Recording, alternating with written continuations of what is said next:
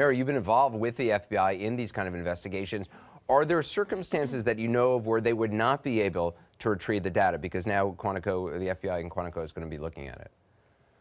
Yes, in the circumstances where they can't retrieve the data, it's where someone has erased it and knows how to do that effectively. In other words, you don't just erase it, you overwrite or you destroy certain things. You have to be, you not just erase it, but take extra pains. And you know, that too might be very interesting to show how they have overwritten it or erased it or deleted certain things. But when I was Inspector General, we worked aviation crimes with the FBI's Aviation Crimes Unit.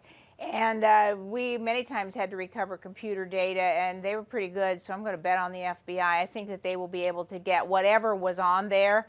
I just have to believe they're going to be able to see what those files were, unless, and I would be surprised to learn this, unless this erasure was so good and so competent that it wasn't just erased but overwritten. Even if they can't find what the information that's been overwritten, the mere fact that information was intentionally overwritten can be meaningful. Yeah, it depends what the erasure is. I mean, I guess I have to confess a little something. I mean, all of us who have flight simulators, you want to land, you want to try to see if you can land. Most of us don't do it successfully, but you want to try to see if you can land at the weirdest places on Earth. You know, you want to see, and they're really good.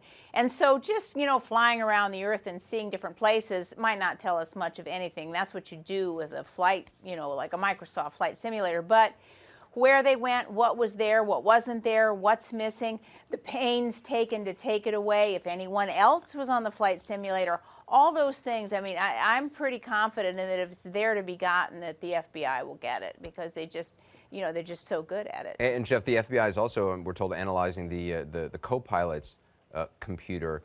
You see a number of sort of cumulative acts, operational acts. What do you mean by that? What I mean by that, Anderson, is nothing significant in the crime or terrorism world happens without some planning, some casing, some rehearsal, and then the act itself, if you're going to be successful. And so those are the operational acts that lead up to a terrorist incident or a major crime. And so rehearsals in this case might be things that he did on his flight simulator. It might be interesting to go back and see what other routes had this captain flown in the months and weeks prior to this particular incident. On the simulator, I mean? Or in real life. What other trips has he taken? Why, as a senior captain, did he bid, the airline people will know what I'm speaking about, that he bid this trip? Was this a good trip for a captain with his seniority, or was this kind of a dog of a trip, but he bid it? That could raise questions as to, okay, there's not a good reason for him to take this trip. There must be something else afoot. Mary, do you agree with that?